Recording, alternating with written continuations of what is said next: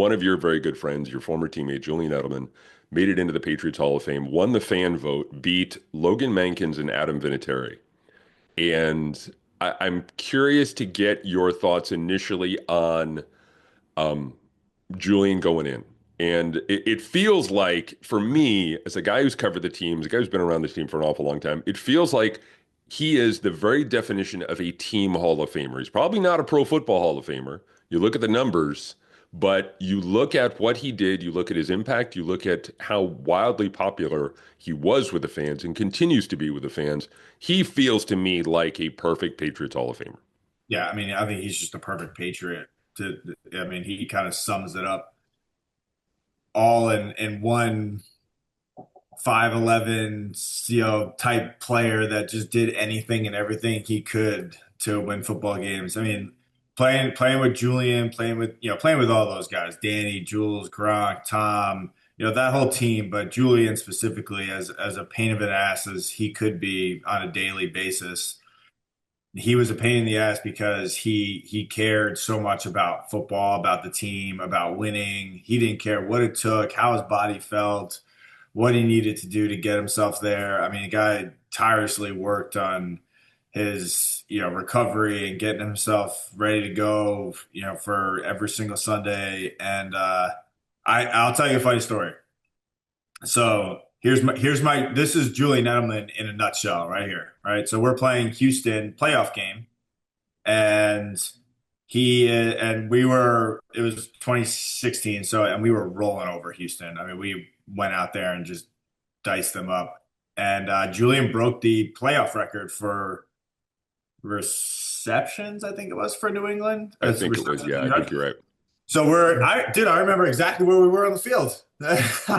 We were down inside the red zone. It was like 20-yard line. He had just caught a pass. He broke the record. They announced it on a thing. And I looked at him and I was like, oh man, congrats. Dude, we were up by like 3 scores at that point. And I was like, dude, that's awesome. Congrats, man. He's like, we got a fucking game to win. Like we'll worry about it afterwards. I was like, okay.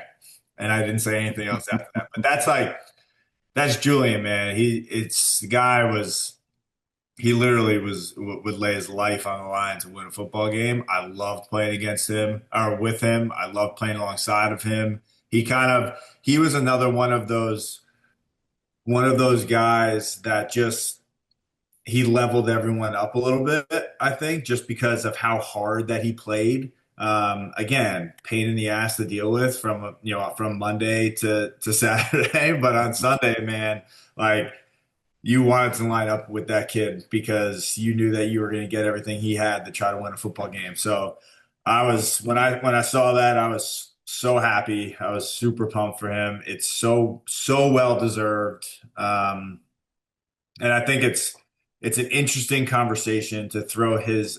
I know that the Pro Football Hall of Fame is like this pillar that's so hard to get to and so impossible to touch, or whenever his name is mentioned. But like when you talk about a guy that played football at a very high level for over a decade and played against some of the best corners and played against some of the best teams and the best defenses and showed up in the biggest games, like he was that guy, right?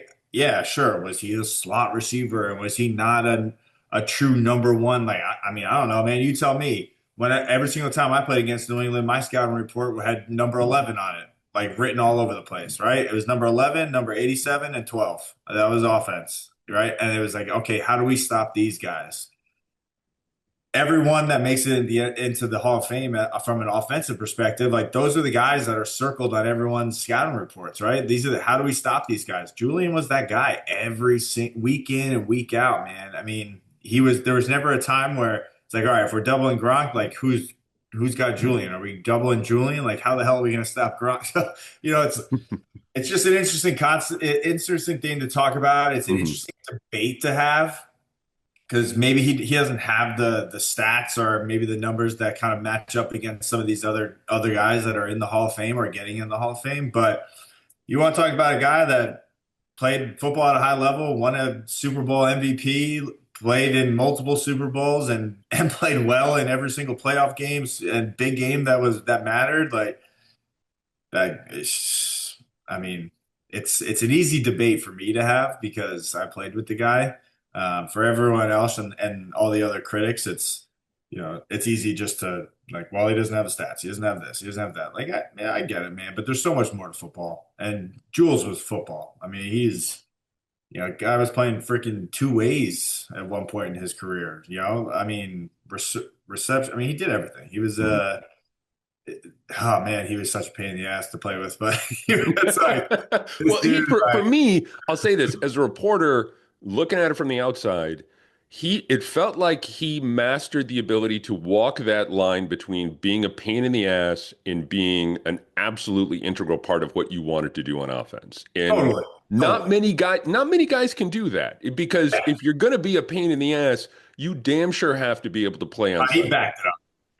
Yeah. He backed it up in every single step of the way because he would argue with Josh, he would fight with Josh, he would fight with Chad, he'd fight with Tom. I mean, even Tom's interactions even on the sideline. I mean, probably early on in his career, I know wasn't doing that, but later on in his career, when he kind of established himself and he really knew what he was doing and he knew how to get open. I mean, the interactions that this kid would have on the sidelines with people was just hysterical. I mean, but like, dude, he backed it up, man. And he went out there and there, I can't really tell you that there was a game that I played with him where I didn't think Julian played.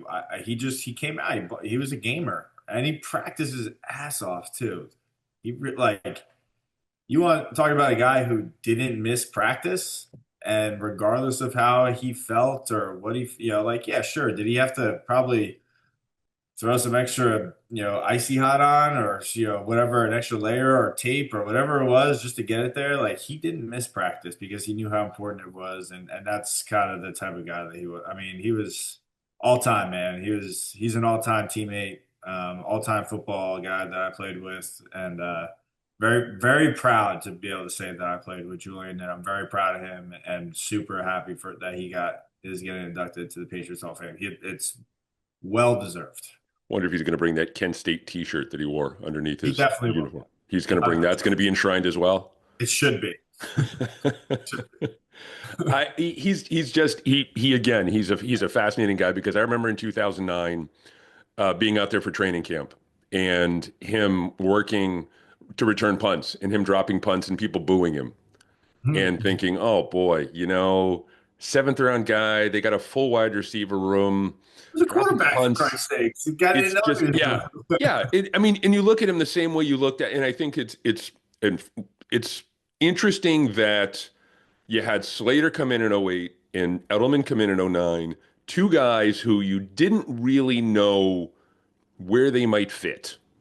I Yeah. remember thinking both of those guys, it's like, okay, well, maybe they go here, maybe maybe they plug them in here. But the tone of the conversation with Bill, I guess, on draft day for both of them was like, look, you're a football player. We're going to find something for you.